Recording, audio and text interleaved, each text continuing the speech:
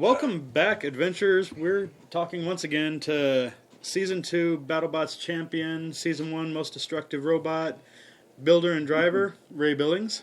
How's it going, Ray? Hello. Welcome. Hey, real good. How you guys been? Wonderful, wonderful. Very good. So, obviously we're excited about the announcement of Season 3, even though it's not going to be on ABC. What preparations have you made kind of last minute from what I hear? Yeah, this all came together relatively quickly. And in fact, a lot of the details are still sort of up in the air. We kind of have an idea when we're going to be there, which is really soon. They're still actually working on the final contract for the venue right now. Oh, wow. So although we have a schedule kind of to when we're going to be showing up, we don't even know where we're showing up to. Ray, where actually were the last two tournaments held? The physical location. Yeah, Season 1 was filmed in Vallejo, California. Season 2 was filmed in Los Angeles, and my understanding is that Season 3 will also be down in Southern California somewhere. There's a couple of different possibilities down there, but probably back in the greater LA area. Okay. More southern would be a little bit better, like San Diego-ish or something. So we could drive there in the afternoon, no problem. Yeah, we have so little input on any of that. They just sort of, tell us where to show up. And there's a couple of good possibilities, but they don't have it sort of locked down yet at this point in time. Oh. Okay, speaking of the last couple of seasons, ABC, I know, owns the intellectual and physical properties, or at least did. Once Discovery and Science Channel were allowed to syndicate, does that make the rights to the video itself a little bit more up in the air, or can ABC say, you can't use a single bit of footage from the first two seasons, good luck making highlight reels?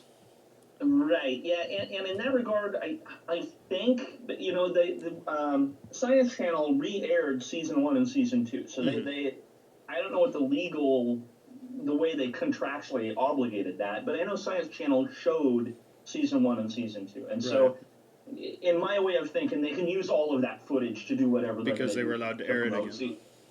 Yeah, and what those agreements are, I don't know, but I would think that there's something in place for all of that. Is the Battlebots entity, the Battlebots as a show, is that owned by somebody? There's two guys that started Battlebots Incorporated, the company. Okay. It was Trey Roski, Greg Munson, real good guys, good friends of mine. And so they're one of the groups involved in all of this discussion. So there's Battlebots, which basically owns the arena and the intellectual property to the show. There's Whale Rock, which is a production company. They're the ones that come in and film and bring in all of the lighting and sound and all the rest of this. And then there's obviously Discovery Science to deal with as well, as far as what's going to be displayed there. So there's actually a lot of entities involved in making. I would think any show, really. I would think it'd be almost like, say take the NFL for example. If the NFL, if Monday Night Football switches from ESPN to NBC, like they're going to be using highlight reels from previous seasons because NFL as an entity owns the rights. So that's what I was getting at. Is there like a BattleBots, entity that owns the actual rights to previous stuff, or the whole concept? Yeah, and in that regard, I honestly don't know. I mean, I know that they've, you go back to a long time ago when BattleBots was on. They were on Comedy Central back in the day. BattleBots pulls up that video and shows it and does stuff with it, but I don't know if they can. I don't know if they can do anything that makes money with it without Comedy Central. Saying, give us some. That's just the nature of TV is everybody always wants to try to get their little fingers slice in of everybody cheese. else's pie. What's in it for me, the way right? TV works. Right, exactly. Ray, if you would, for those of us new to you and your situation, would you give us basically what do you do as a day job at this point?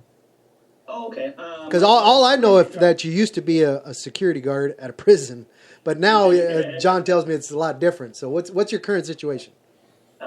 Yeah, I've had a lot of careers in my life. Currently, I work for Intel Corporation, so I'm at the Folsom site working for Intel. Oh, nice. Interesting. Yeah, the years building robots is what got me the job working at Intel.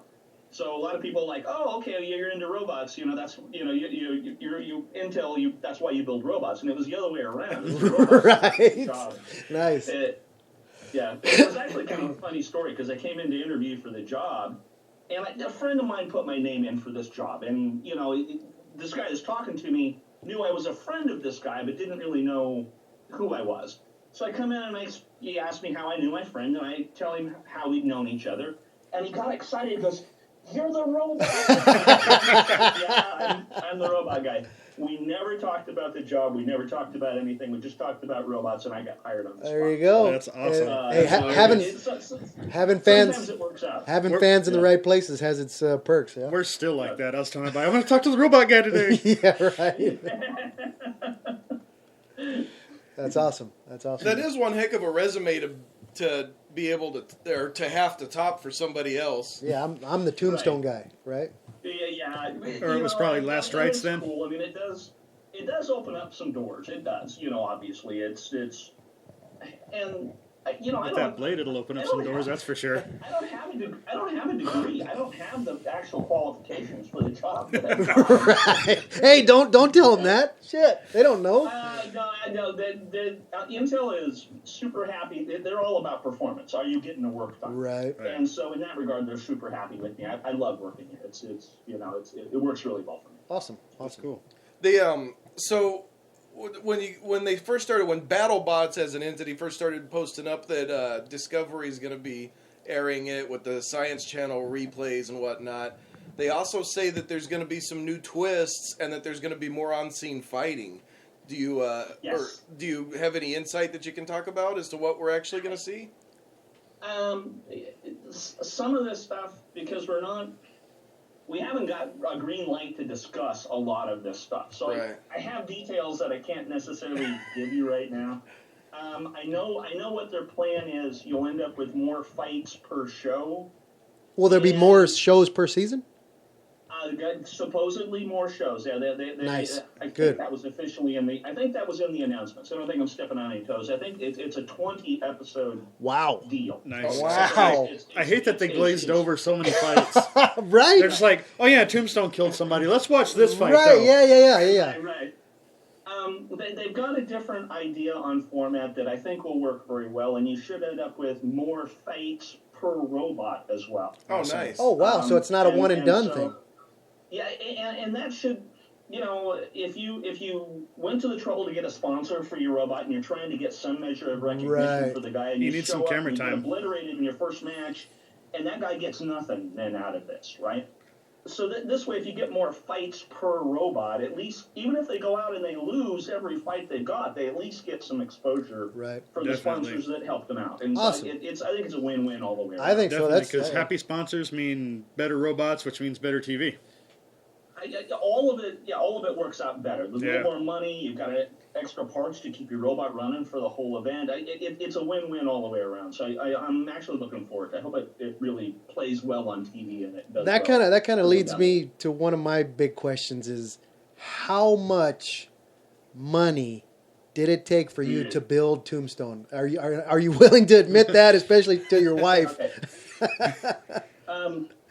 If I were to just buy the raw materials to build Tombstone as it sits and competes, but with no spare parts, you're probably not looking at a great deal of money, $5,000-6,000, Okay. maybe. But that's with me doing all the machining and manufacturing of those parts. That cuts the So, price down substantially. That was going to be my next question: is are these off the shelf parts, or are these custom one off? Ray Billings Virtually, custom there's pieces. very little off the shelf, and even if you're buying an off the shelf part, you It's still a slab have to of modify titanium. them to use in combat. So, Gotcha. the drive motors that I use are made for an electric wheelchair. Oh, wow. Oh wow. That's what they were originally designed for. So they're kind of cool because they've already got a built-in gearbox and they're reduced to drive around a fat person in a wheelchair. I mean, Right. They've got enough torque to do that. Yep. But they're not designed for the shock loads that combat sees. So I have to the mounting plates that come from the factory is just cast aluminum and they'll crack. Absolutely. So yeah. I have to machine these custom billet mounting plates for these. So the motor and gearbox works great, but I still have to put in hundreds of dollars and hours into getting them ready for combat. Right. Do you So even if you're getting an off-the-shelf part, you're really still not. You still got to make them custom. do you do custom work for fellow competitors, or has anybody approached you about doing stuff for them? Very rarely. Or is it a pride thing where people don't want to ask for help? No. I get asked all the time. I get asked. There's no pride in that regard. Gotcha. But it's a passion for me. It's not a job. I gotcha. Okay. Right. I don't want a machine for a living. I don't want to do this as a job. I do it because I love it. And I used to be a mechanic and worked on cars. Mm-hmm. When I was in high school, I loved building cars. I was putting different motor swaps and doing all kinds of stuff. Right. And as soon as I did it for a job, I hated working on cars and never wanted to do it again. And I don't want to get that way with the combat robots. I want to continue to love it and continue to make it a passion. That's I don't want to sell robot parts. People are always emailing me, can you make me a robot? Can you make me this? Can you make me that? And I tell everybody no. The only people that there's a couple of friends of mine that live in the area. Matt Maxson, the guy that's got Stinger, Okay. is a really, really good friend of mine. If he wants to come up to my house, I'll make him anything he wants. I mean, I owe the guy so many favors at this point. There's a short list of people that you will do work for. Yeah, and in that regard, I know because he'll come up, he'll bring some beer, we'll come by and the guy, I need this, and this, and it's like, okay, we'll hook up the CNC and we'll get it done. Nice. So there's some friends that I'll help out, but Gotcha. I'll give away free advice, but free labor I don't.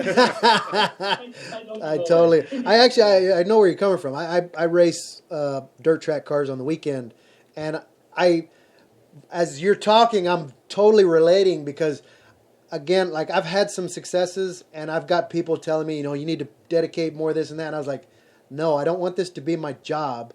I don't want, like. It's my outlet. It's my hobby. I do this for fun. As soon as I have to start relying on this to put food on my table, I'm going to not enjoy it. I mean, it's going to be work. And honestly,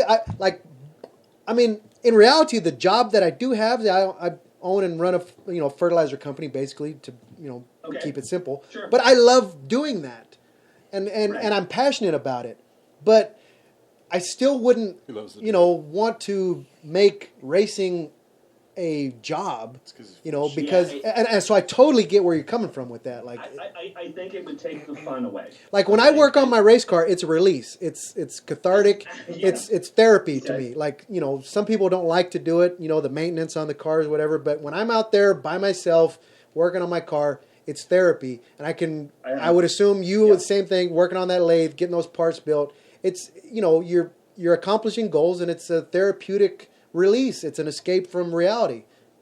You better enjoy the build process. Exactly. Enjoy it. If you're gonna be in this sport, you better have a good time with the design and build process. And you're not gonna. It's gonna suck if you just show up and that's the only thing you're gonna do is just go fight. Right. Then you go there and you get your crap all torn up, and it's like, well, okay, now I'm done, right? Well, I mean, for the guy that's building it and designing it.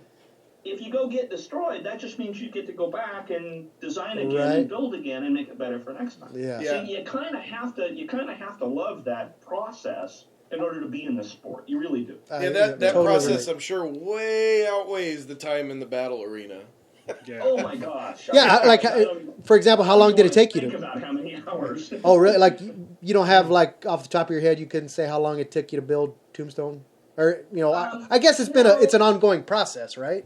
Yeah, and see, that's the thing, because it is a hobby, because it is a passion. It's not like I don't go to work in the garage for 8 or 10 hours, and I go whenever I feel like going and getting something done. I'll go out there and work for a couple hours. And sometimes I'll go out there and I'll be incredibly productive for a couple hours. Right. And sometimes I'll go out there and drink beer and stay at the park and do anything. Yeah. And so it's really hard to put a number to it, to be honest. I mean, I've built an entire combat robot from scratch in a week. Wow. Oh, wow. Okay. But I've also taken 4 months to build one weapon bar. So, I mean, gotcha. it just depends on how much enthusiasm I want to put in at the time and I do my best work when I've got a deadline. So, I mean, sometimes I just need to to panic before I really get anything done. So like I said, sometimes I don't get that much done. I'll go out there and I'll scrape up the metal shavings off the floor, and I'll move stuff around and try to clean the toolboxes, and I'm not really getting anything done. Right. And sometimes my garage time is just that. I'm just killing time out there. Gotcha. I can totally relate. Definitely nothing wrong with that. Go ahead. I was going to say, speaking of weapon bars, well, 250 mile per hour tip speed, I believe, is what the new rule is. Are you planning on going smaller or toning down the gearing or? Okay, so if I take the longest weapon bar that I had in season 2, and I compute what its theoretical maximum RPM is, tip speed was around 330 miles an hour. But that's all of this is theoretical. Okay, so and best case scenario. Resistance, and it's significant. I know it's less than this number, but I don't know by how much because I never tacked it. So right now the robot's apart while I'm doing some repairs and whatnot, and I bought one of those little strobe tacks so that I can, when I get it back together, I can actually measure it and get an actual real world number and see how far off I am from this new limit. I'm guessing you're over it because I'm calling that the Tombstone rule. Yeah, right. Okay. There's a couple. I'm going to take the high road and say they did this for safety, and that's the reason why we did it. We can accept that. Yeah. And I will show up with a robot that complies. I don't know exactly how I'm going to get to that number right now. The end where the weapon is, I don't want to get the sprocket any larger because it's already kind of hanging out in harm's way a little bit. So I can't really change gearing on that end. On the motor end, I'm using a custom slip clutch there to kind of keep things from breaking. And I can only go so small on that end because of that clutch. So I can go smaller, but then I have to lose the clutch. And then I go back to burning up a weapon motor every match, which I don't really want to do. Right. So I only have a little bit of a gearing change I can make. I am probably going to have shorter weapon bars this time than last time anyway. I was planning on that without any changes in the rules. So hopefully the numbers come in close enough that I don't have to change a whole lot when it's all said and done. But I won't know that until I get it back together and spin it up. So I'm actually hoping this weekend I can get to that point. Have you considered when they bring out the machine to test the RPMs, just smashing it so they can't tell? The smashing RPM tester? Like, no, it was. I'm sure it was legal. Essentially, because I had a strobe tack at the last event, and basically the guys, it's just holding it outside the arena, pointing it inside the arena to get a reading, and interestingly, they couldn't get a reading off of my robot last time. The Lexan was a little dirty and whatnot. And so, whatever, you're fine, and went on about my normal business. And I'm sure that this time they're going to make sure they get a real number out of the robot. So I need to make sure I'll comply, and we'll be okay. I'm not sure exactly how yet, but we'll be all right. You just mentioned inside and outside of the battle box. And this might be like an inside secret, I don't know, but Minotaur's, the sound of his weapon. They say that was recorded outside of the battle box because it sounded so much more intimidating than the sound coming from the box. It's very loud. When they get that, they typically run that weapon at about half speed. Right. They don't run it at full speed most of the time. Because if they run it at full speed, the whole match, they'll overheat their weapon motors and they'll break stuff. Plus, they like to do that rear wheel wobble. There's a little bit of gyroscopic dance to it as well. But typically, they run it at half speed, and you can hear through the match when they've either made the decision we're going to kick it up a little bit, or they feel like they don't have a choice. So it's humming, and then all of a sudden it's humming. I mean, you can hear it really picking up, right? And they're spinning the crap out of that drum. I think it's 12,000 RPM, something like that. Dang. And yeah, it's terrifying when it's spun up to speed. I can imagine. their weapons only maybe yay big around, but they've got about this almost the same energy in that as I do in the big long bars that I'm using. It's because they're spinning it so fast. Do you know? It's the real McCoy. Other than that, do you know, like, rule change wise, is there going to be anything else crazy that you guys are going to have to change up that you've heard of? That you can say? No, that was the actual build criteria that was different that I saw. They made some. Oh, you could add a certain amount of weight of non-structural components for just for decorations. Oh, I got you. So, okay. So they had a couple of them last time where they had some really cool decorations. They wouldn't have helped the robot structurally at all. And we were just talking about this. It would have put them overweight, and so they wouldn't allow it because it would have made the robot overweight. And so there was these really cool things that didn't get allowed, only because it was like a couple of pounds over. So 'cause that was one of the first things that I noticed when I first started watching it. Before I was even involved with this show, and I'm watching it, I'm like, I'm sitting back and I'm just thinking about how long, like we've just talked about, how much blood, sweat, and tears people put into these machines. And okay, you have a weight limit of this machine that you're allowed to put into the arena. Why would you spend extra time on decoration instead of making a sturdier machine, or putting your time and effort into weaponry or defense, or just thicker this or faster that, and these people, they bring these machines in and they look cool as shit, but you're like, man, that's a big waste of time. Like, why did you do that? I'm sure you probably have to, because I mean, looking at your robot, it's pretty chiseled. It is simplicity, and it's an art form of how simple yet effective it is. I mean, upside down, inside out. I mean, it is a well thought out robot that gets the job done, and there's no frills there. Like, when you actually started coloring your blades, I'm like, well, there's a little bit of flair coming out of Ray, I mean, maybe you could like decorate it up, or put like a vinyl wrap that weighs nothing around your thing, so it looks prettier. But like structurally, I don't see why guys waste time and effort in all this fancy metalwork. And I'm like, man, build a bigger attack weapon, or beef up your defense. There are some reasons here.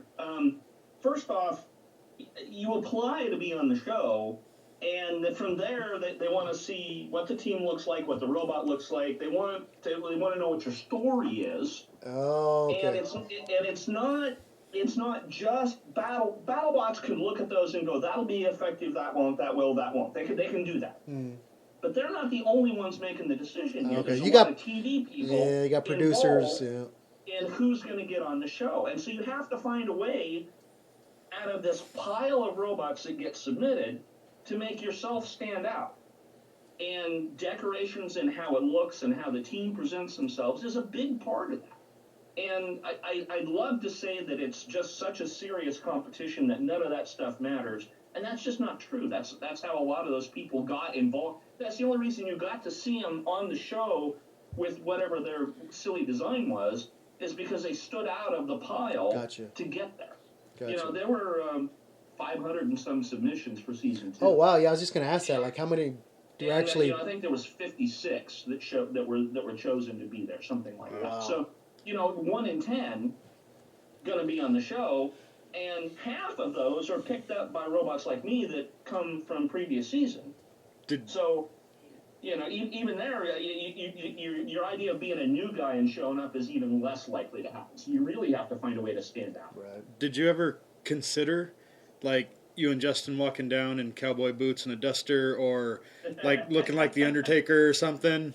Honestly, not so much for Battlebots. I'm actually pretty focused on being serious and winning the event. That's why I'm there. Yeah. And don't get me wrong, I know how to put on a good show. I know how to interact with the crowd. I can go. I understand that you have to put on a show so that there will be butts in the seats, so that all of this gets exactly. Right.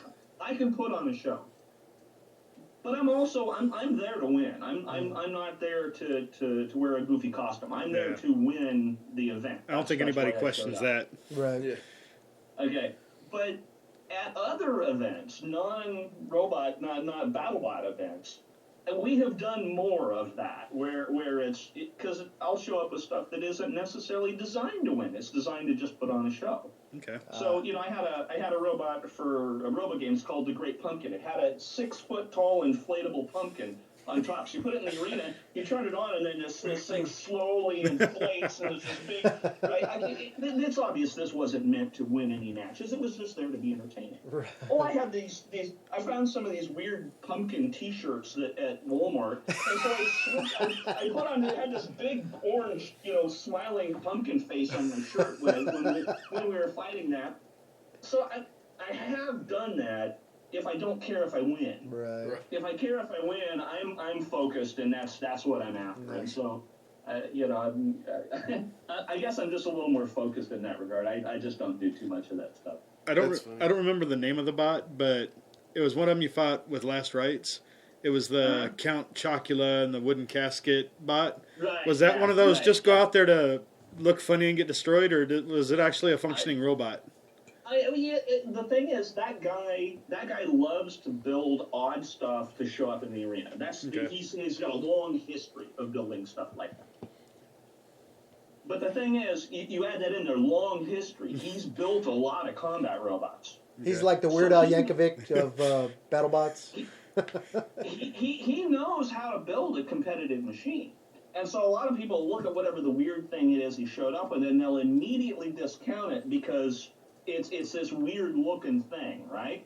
And you better not do that, because he will show up with something that works, and it'll take some punishment. And I've seen him win a lot of matches with unbelievably weird shit. Okay, he had a lightweight robot a few years back. The name of the robot was the Brown Note. Okay? Oh, man. Brown Note. Nice. Yeah, the Brown Note. Okay? It'd make you shit yourself. Exactly. The whole thing was made out of wood. Wow. It's a combat robot made out of wood. You'd immediately go, well, that's not going to do anything at all, right? Wood's actually relatively strong for its weight. He had a nice steel wedge on the front, and all of the frame, all of the rest of it was made out of wood. And he ended up taking second place in that particular event. Wow. Because it just kept running, and he would just ram that wedge into other people, and eventually they'd break and die. So it was one of these things. It was a total joke robot, but if you discount it, you say, no, it's not that serious. He will embarrass the crap out of you really quickly. So That's awesome. That's awesome. You take it serious. That's awesome. The first few times Tombstone popped in probably the same way. They probably, it looks pretty simple. We're probably not going to be much to. I mean, worry are you not going to ourselves protect those wheels? Yeah. What if I'm just going to attack you from the back? Yeah, you wouldn't believe how often I hear that, It's like, yeah, you should just put some armor around those wheels and everything would be fine. And it's like, those things are targets. I set those out there, please. Right. I'll pay you. Dangle $20 to attack my wheels, please. Dangle that carrot out there, yeah. That's funny. So that's another thing too. Since the season is going to be longer, you're talking about how many robots applied when it was, the last couple of seasons. Did that open it up? Or are we going to see a lot more robots now too, as well? A lot more teams? Do you know? I think you're going to see about the same number of robots as last time. You're just going to see more fights per robot than you did before.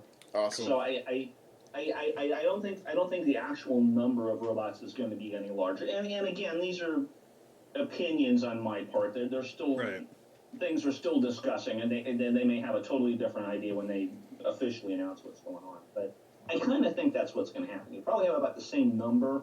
You'll just get more matches per robot than we did before, which is a good thing. Is there any robot that you're willing to admit that worries you?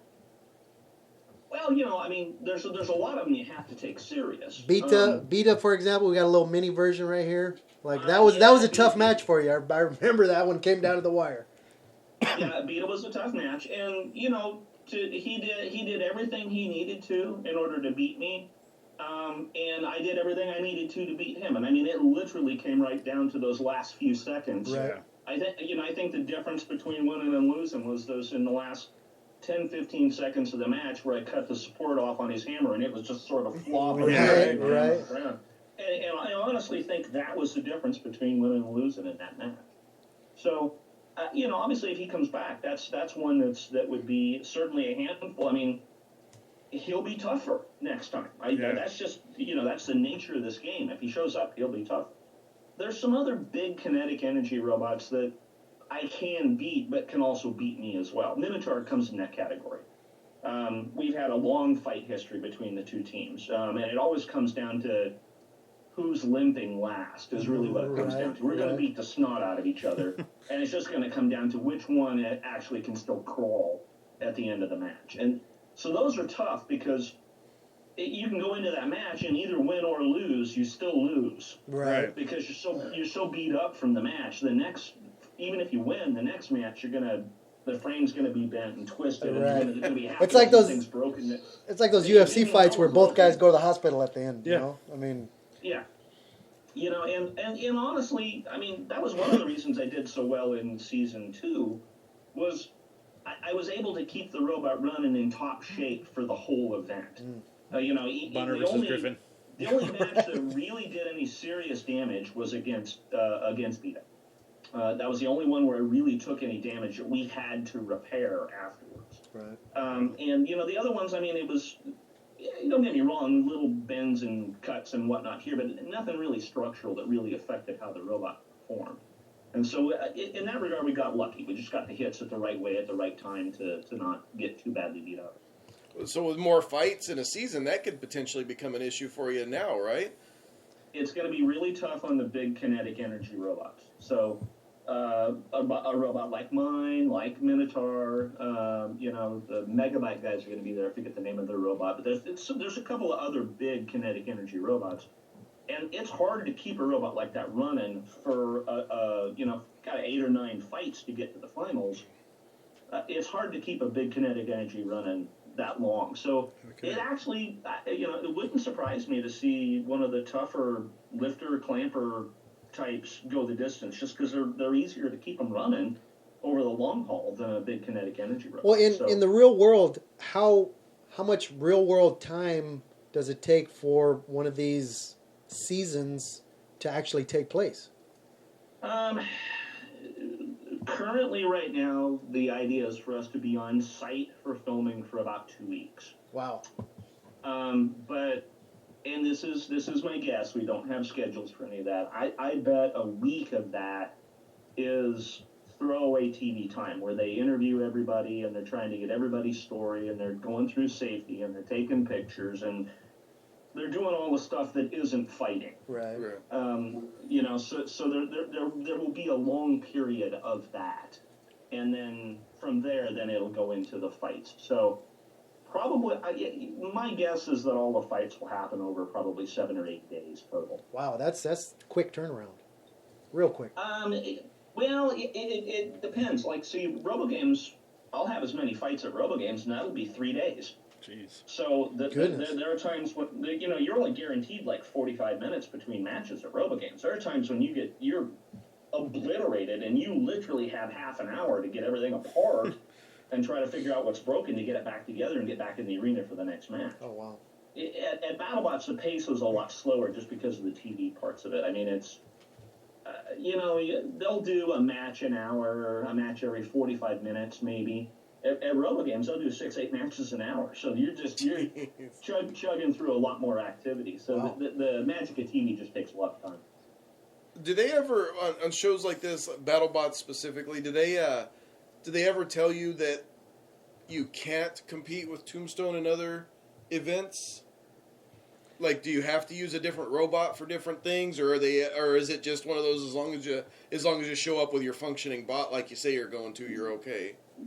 Yeah, there are some legal contractual things going on with that question right now. Ooh. So I can't. I can discuss it as based on season 1 and 2. So I can't for season 3 because we're still talking about that. Their take on season 1 and 2 is they essentially own the merchandising rights for Tombstone. Really? The TV And show so, does? yes. So, well, and they kind of need to in order to set up the deal for the toys and things like that. They Like- need to own those rights in order to set up Like arrangements to sell those. these Yes, toys? Exactly. Wow. What's that? The, Yeah. the TV show owns the rights to these toys.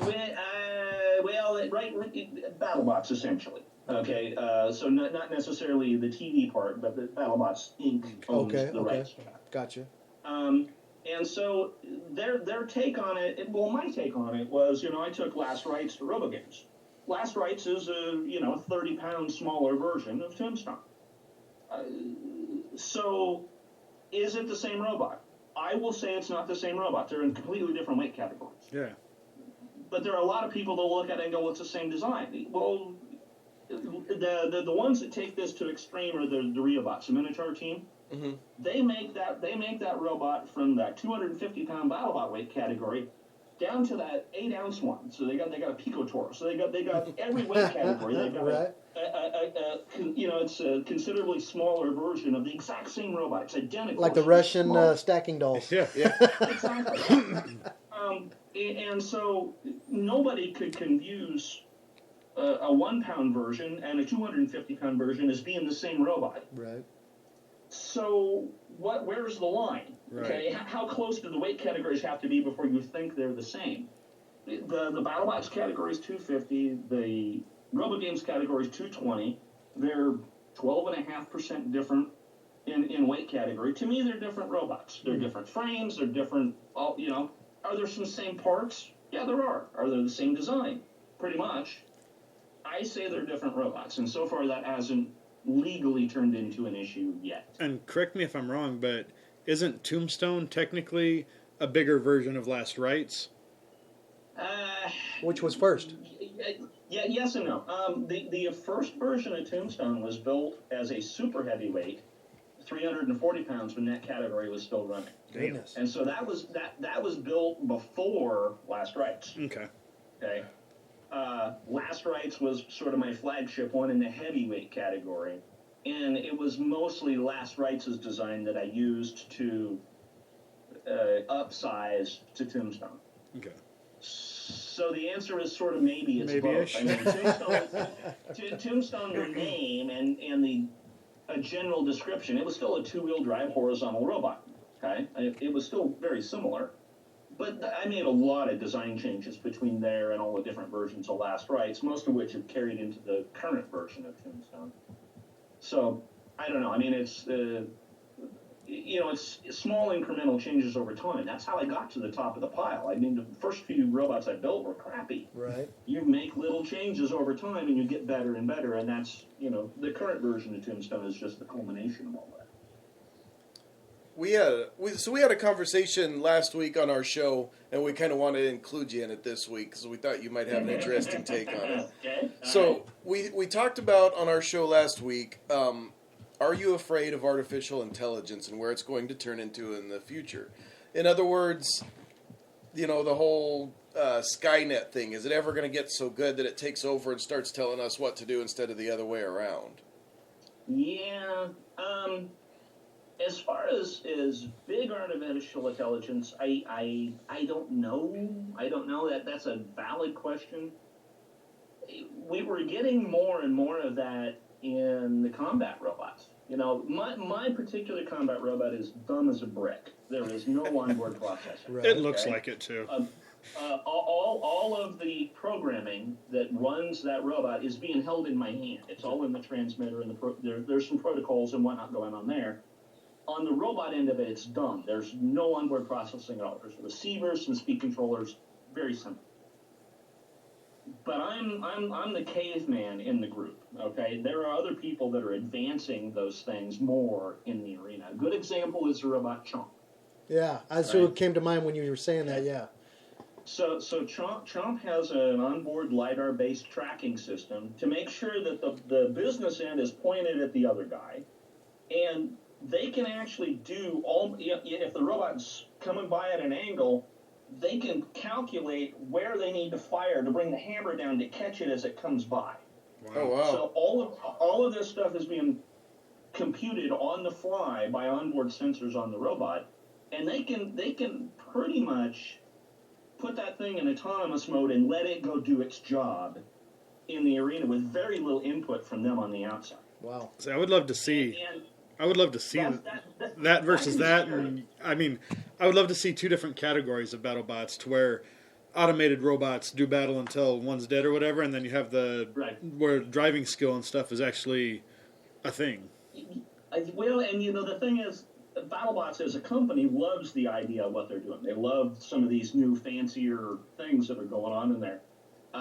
Because I actually asked them, there's if you read up on this online, there are ways you can confuse onboard LiDAR-based systems, all the self-driving cars and whatnot. You can convince a car there's a tree in front of it, and that sucker will slam on the brakes. There's nothing there, but you can convince it that it's there with the right version of pulses of lights and whatnot in the sensors. Mm-hmm. So I was actually going to build something like that for Tombstone.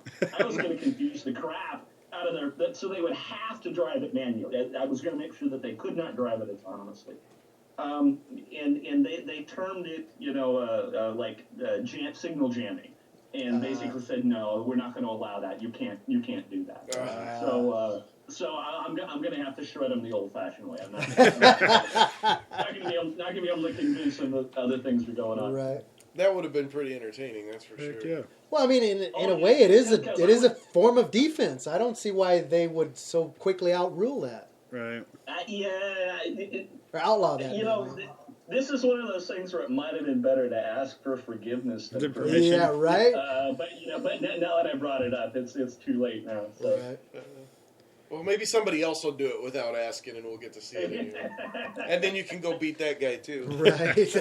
Yeah. Yeah, it turned into quite the lengthy conversation about the whole AI thing, but like one of the points we kind of stumbled across in our conversation was used to when AI was really scary in the public's mind, it was more like you were gonna at some point you were gonna build a robot to do your dishes and do your cooking, do your laundry, drive your car. Rosie from the Jetsons. Right.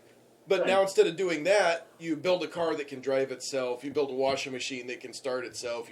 It's more specific tasks where AI is going, so it kind of takes a little bit of the fear out of it. But it's still, I mean, who knows? It's not like we're building butler bots, It shouldn't take the fear out of it. Okay, robots that are built for a specific task usually do that task really well. Mm-hmm. Okay, so a car that drives itself. Okay. How lethal is a car? Very. This is 4,000 pounds that can go down the road at 100 miles an hour. This is a lot of energy. So if there's a way for this thing to decide I'm going to go mow these people down, you're not going to stop it. Right. Okay? So task-based robots are the exact things people should be afraid of. Okay? Gotcha. Those are the ones that are going to be a problem. That's a very good Like point. it's like the maximum overdrive Right. Yeah. coming to fruition. Yeah, that's what you got to be scared of. I could see. I've actually thought of this. You could build. They pay people a lot of money to go take down houses. A guy comes with a backhoe and starts knocking stuff down and whatnot. I could build a robot that could do that. Like, imagine an 80,000-pound Tombstone. You think a house would stand a chance against that? Yeah. Okay, just go in and just mow the thing down. Please film that when that comes to happen, please. But imagine something like that had all of its, operations controlled autonomously, and the thing decides, you know what? There's another house. I'm going to go get that one too. Gotcha. What are you going to do? I mean, it's going to go until it runs out of battery or fuel or whatever. I mean, you're not going to stop it. That's how I built it, is so it doesn't stop. Right. Yeah, you're not going to negotiate with it, that's for sure. See tanks flying across the sky. That's a very good point. Very good point. Very good point. Yeah. The ones people should be afraid of are the task-based robots, because they're the ones that are designed to do that task really well. And if they're doing that task really well in a way you don't want, that's the one that's going to be dangerous. Right. And of course, Computer-guided missiles and all that. right, hacking is always an issue, and if somebody can build it, somebody else can figure out how to get into it. Mm-hmm. This goes back quite a few years, but there was like an anti-aircraft gun that was autonomously controlled. I want to say South Africa, somewhere like that. The thing was built to self-reload and everything, and it went off. Goodness. emptied its magazine into like some trucks and stuff on the ground, and then reloaded and started firing again. I mean, it was, and it was all basically an autonomous system that got confused. Wow. So I mean, there's some serious consequences from doing this wrong. Yeah. That's when are they going to allow you guys to have self-loading machine guns? Right. Yeah, they're getting more and more paranoid about the damage that we're going to do to the box. Oh yeah. They're reasonably afraid that I'll cut my way out of that box at some point in time. And so giving them too many commercial breaks and it might happen. Any actual large scale firearms allowed in the arena. Do you know, or has it been let out yet, if we're gonna see like the fodder bots, the drones and stuff like that coming back this year? They haven't said anything about it specifically. We had an initial design rules document a ways back, but I don't do drones, so I didn't look at that section to see what changes may have been put in there or not. If they decide it was entertaining enough that they want it back, it'll be back. Nah. I think, just from that aspect, I imagine they would be back just for the entertainment bonus that it provides. Probably completely and totally because of Will Bales and his rake. Yeah, exactly. I was just the rakening. Yes. That was realistically the only drone moment from season 2 that I look back and go, that was cool. Right. Yeah. Other than that, the rest of them was all kind of silly. Yeah, that's pretty much, other than that they were there, that's pretty much all I can remember about them. Yeah. Except for, I don't know if it's wind changes inside the boxes or something, but it seemed like the piloting of them was subpar. It's horrible. Like, we have guys here that, there's a guy over in where I race at in Colorado that he flies over top of our race cars while we're on the track and can like expertly maneuver this thing like to stay perfectly over top of us. And I'm like, how are they flying these things so horribly? Like, that was my thing, is like, they're like flying into the wall and they can't stay at the right altitude, and it's like, Jesus. Some of it's the way in which they were built, because most of those guys tried to build like a flamethrower or something into it. Right. And so the weight and balance of those things was not optimized for flying. Right. Okay? It was optimized for other stuff. And, it is even with the extra height for the way they built the arena for season 2, there isn't much room in there. Yeah. Right. And so you kind of get the combination of the lack of space and then flying robots that really weren't built to fly. They were built to dump fire on something. Right. And so you put those two things together, and they were probably fairly hard to control. So we're, I'm not a drone guy. I don't even fly, the camera operators ones or anything like that. So I don't know, but I think that's my guess. Is probably just some of them were pretty heavy, 8-10 pounds with propane and whatnot, and built on them and whatnot, and so they're kind of hard to control just because of the way they were shaped and built. From what you saw, were they like out of the box drones that they added weapons to, or did they legit build their drones? Most of the ones that I remember were actual things that were built custom. So like the Waiachi one specifically, the one that got swatted out of the air, I know they built that custom from scratch. Okay. So. Okay, I give them a little bit more props then. What are some of the things that are like outlawed in the arena, like that you cannot do? Projectiles, wedge butts. Anything that can be considered frequency jamming, as we talked about, is illegal. So some of that's pretty easy to. I mean, if you build a jammer specifically, that's not allowed. But like Ice Wave, it's got that two-stroke engine on there. Well, the spark plug on a two-stroke engine can create a great deal of radio interference. Right. And so he essentially has to prove that he's got enough resistance and all of the stuff there that he's not affecting somebody else's radio control. Modern radios are pretty good. They can actually deal with a lot of it. But you go back a few years when they still use the crystals and the radio frequencies and whatnot, a two-stroke engine could just basically turn off every radio in the area. And so stuff like that is illegal. Things that are used to entangle are illegal. So You can't fire nets.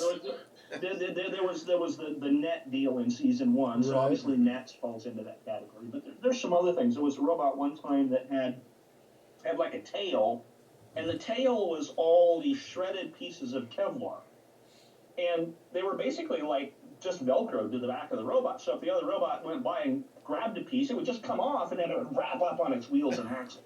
Gotcha. Kevlar's pretty tough stuff, right? A little bit. And after 3 or 4 times like that, then the robot couldn't move. So anything that can be considered an entanglement device is illegal. There's some other things that are like, if you notice, flamethrowers are allowed. But if you look at the box, there's about 10 feet in from the wall on each side, there's a yellow line painted on the floor. Right.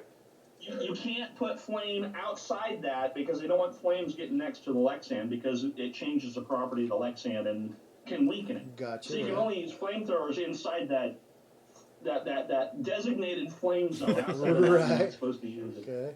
So, and Did not know they that. did have a requirement for an active weapon. So you couldn't just show up with just a wedge.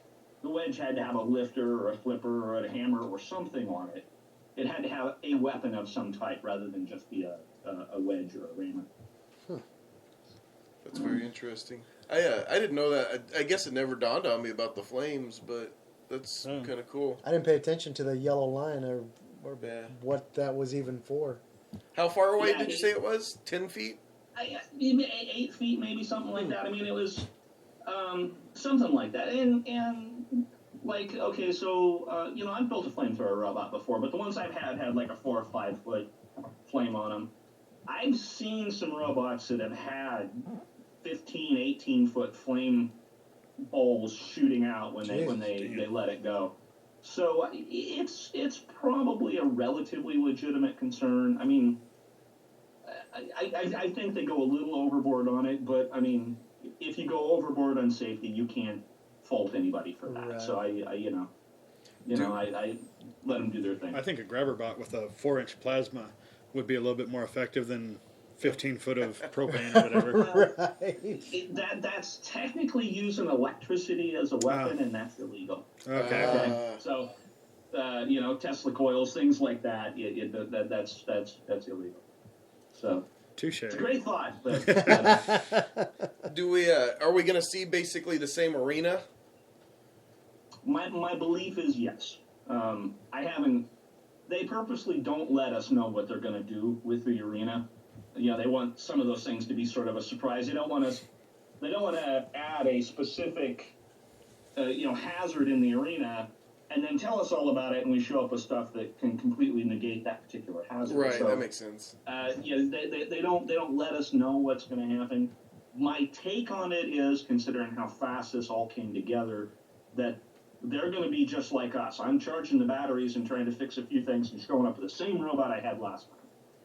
I think they're going to fix whatever holes they got in the arena and paint it and show up with the same arena they had last time. So Right. I think they're going to be in exactly the same spot we are, just not enough time to do anything really unique or different.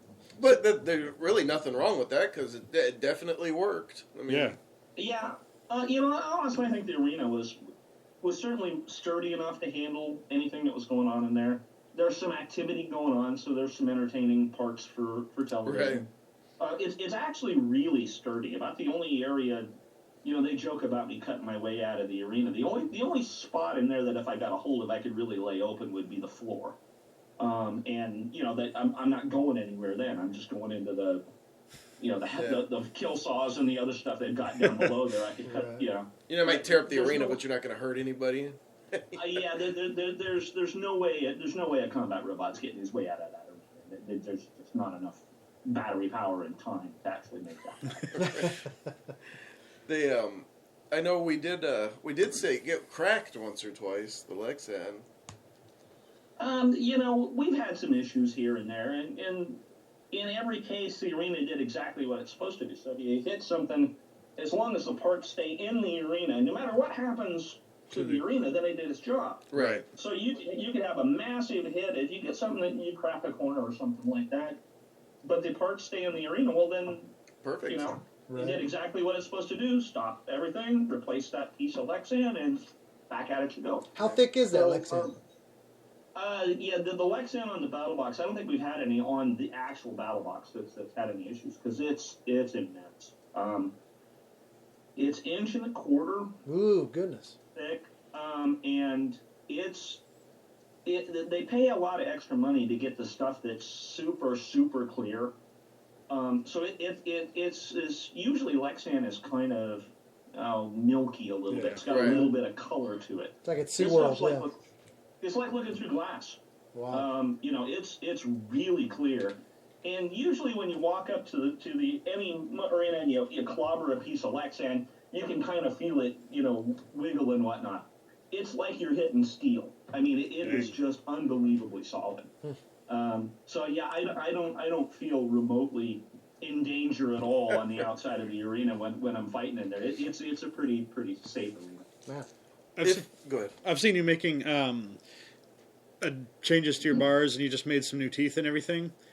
Yeah. Have you like run tests, for lack of a better term, regular blade and blade with the teeth, and is it immensely better with the teeth at the end?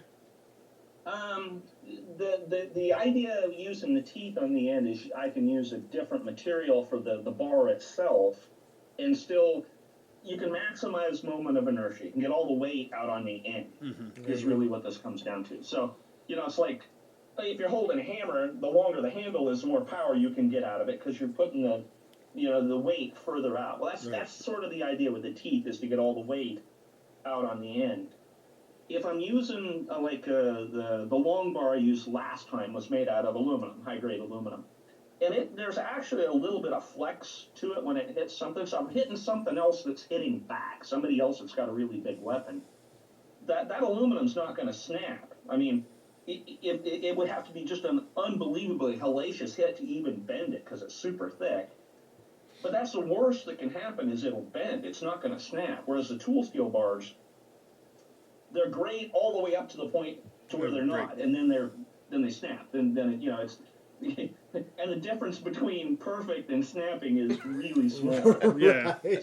So it's like grade 8 basically, bolts. it's always this game of deciding which weapon bar is going to match up against that opponent best, and I just like having a lot of different choices. Cool. I would have never guessed that one of those blades was made out of aluminum. I would have Yeah. never guessed that. I thought they were all so steel, just different thicknesses and the- different the- lengths of steel. The longest one is made out of 2024 aluminum. It's an inch and a half thick, so it's a pretty Goodness. beefy piece of aluminum. And then the teeth are made out of 4140 chromoly, so I've got Gotcha. hardened steel teeth on the end. So this time around, I'm actually doing something different than I've ever done with a weapon before. I happened to come across a rather large piece of titanium. Ooh, Oh, goodness. And so I've got a titanium weapon bar that's built like the aluminum one. There's still the steel teeth out on the end, so Right. there's steel making the contact, but the bar itself is grade 5 titanium. Is it lighter than the aluminum? Titanium is about halfway between aluminum and steel as far as density goes, so it's much heavier than aluminum, but lighter than steel. Okay. And near steel strength. It's very strong. It's just something I haven't ever done before because typically costs are just it was a 70-pound piece of titanium. Oh, goodness. So I mean it's it's kind of pricey, but I happen. What to did come that across cost, if you don't mind me asking? What's that? What did that titanium chunk cost? It wasn't that much. I got a guy who dealt with surplus titanium Oh, okay. and was going out of business, and he's like, "Fine, I know what you're going to use it for. I'll hook you up." And I think I got it for like $500, something like that, because it would have been, 4,000 or 5,000 easy. Right, We're yeah, that's slashing kind of what I prices was down at thinking. Titanium Depot. I was thinking several $1,000s is what Yeah. I was thinking, yeah. So Yeah, so I got the hookup because he knew what I was going to be using it You gonna for, like and put his so- name on it or something? Or what? No, it was just one of those things. Going out of business, and We call that just the wanted Bob to get rid of blade. everything, So it was a one in a million type shot because it's not like I'm going to go buy another one. Right. So hopefully it works out really well. I have no idea how it's going to hold up in the arena, but I guess we'll find out. that'll be interesting. I know you're on a time crunch. I don't want to make you go over here, but one thing we're real curious about is Is there anything that you're not allowed to do, haven't been allowed to do in the BattleBots arena that you really wish you could? I mean, I know we just talked about the jammers and stuff like that, but is there something that, like, every day you go, and man, if I could just do this one thing? Honestly, the one that irritates that flame rule where you can't get next to because the whole idea of a robot with a flamethrower is you get under them, you push them to the wall, and then you can hold them there. While you melt them? While you're holding them, then you barbecue them. Well, if I can't push you to the corner and hold you there and then hit you with the flame, I might as well not have it at that point in time. So that's one of those where there's a rule in place that almost completely negates that particular weapon style. You can't do anything with it if you can't hold them still. Makes sense. The tip speed rule didn't make me happy. So, as I said, I will show up with a robot that 100% complies, but I wasn't necessarily pleased. Well, maybe we'll get enough viewer complaints about that that'll change. And the reality is that nobody but me will notice the difference. Okay, 250 is still hauling. That's still moving pretty good. And so I'll have less energy this time around. That's just the end result of it. I'll still probably have more than everybody else. And so, that's really what it comes down to. I'll be fine. That's definitely the part that matters. Yeah, and, I can't really think of too much else that I wish that they did intrinsically different. Me personally, I'd be happy if there weren't any arena hazards at all, and it was just a simple basic steel floor with nothing in there. Mm-hmm. And the only thing I had to worry about was the other robot, not whether some silly thing is going to happen with the arena that might change the outcome of the match. Right. I mean, if those kill saws come up at just the right time, and the bottom of my robot's got some titanium armor, but the wheels do stick out, and the gear heads on those drive motors stick out. So if it came up at just the right angle, I could see it catching one of those drive motors, and I could be in a match where I'm completely dominated and then suddenly lose because an errant random saw just happened to come up and catch that. And it is like a boxing match where the ring punches you in the balls every once in a while. Yes, exactly. That's the best description I've heard. That's exactly how it feels. To me, it's a boxing match. It's me against another guy, and we're going at it toe to toe, and that's what the match is. It's not whether you're in the arena boxing with somebody, and there's a guy on the side of the arena over there that just suddenly starts throwing water balloons at you every so often. It suddenly now it's no longer just you and your opponent. There's this other random shit that could happen. And I get why they do it. They had some pretty boring matches before in the past, and so you need to have some measure of excitement going on in the arena. Right. I understand the point to it. I just don't necessarily like it for me. There's no other competitions that have hazards in the arenas like these other competitions that you do. It's just you and two robots in a box, right? Typically, most arenas do not have hazards like the BattleBots, the RoboGames arena. There's just a solid steel floor. But any of the ones that have their point tends to be television rather than a live show.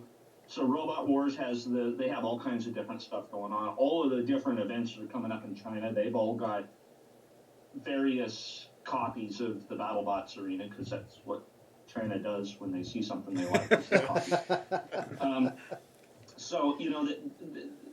There's any of them that go for a television sort of view. They have some sort of hazards and whatnot. The ones that are more for live shows tend not to.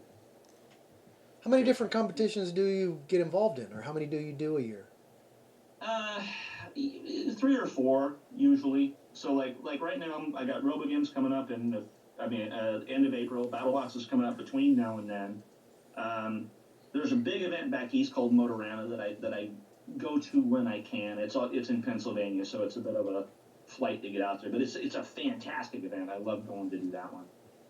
There's all these events in China that so far I've managed to tell them no, but they keep trying to throw bigger piles of money at me. And so I like piles of money. At some point in time, they'll find the right number. Okay. there's a good event up in Seattle, war events up there, so there's some stuff goes on up there. There's quite a few if I really want to, expend any more time and money than I do already. There's other ones out there.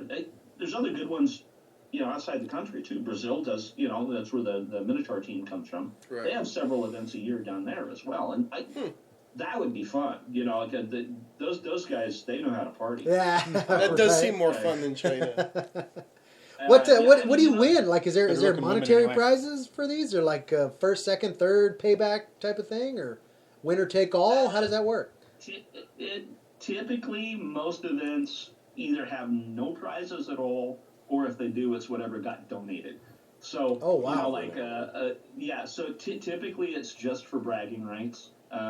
Some events will have some measure of split of your entrance fees.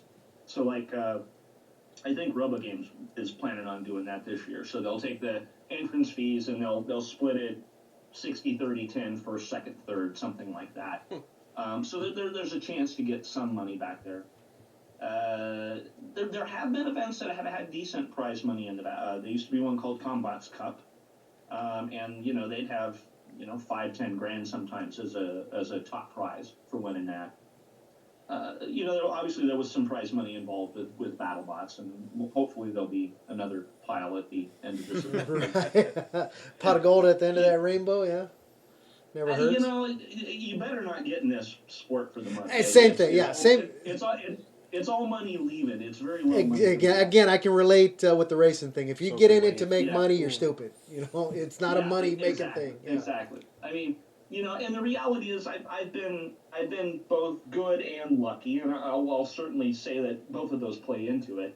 And over the last couple of years, I've actually made some money at this, which is unusual. Usually, it's just money leaving as fast as you can make it. But that doesn't. You can't count on that at Right. all. Absolutely. Like most hobbies, I guess. Absolutely, yes. I could totally relate. Totally relate. Well, I think we've burnt pretty much your whole lunch hour, if not plus some. Ray, we Yeah, absolutely we appreciate appreciate you doing this for is us fun. again. I love this. This is always a good time. Hit me up, when the event's done. Maybe we can talk about it again after. Definitely. Show off after your I trophy. go- I say, hopefully, Go win again. I don't- Matching- You'll have a pair of nuts this matching time. pair of nuts. Yeah, I mean, you're a one nut man at this point. Yeah. The one giant nut just sounds funny, but a pair of giant nuts. That's how you get the sparks.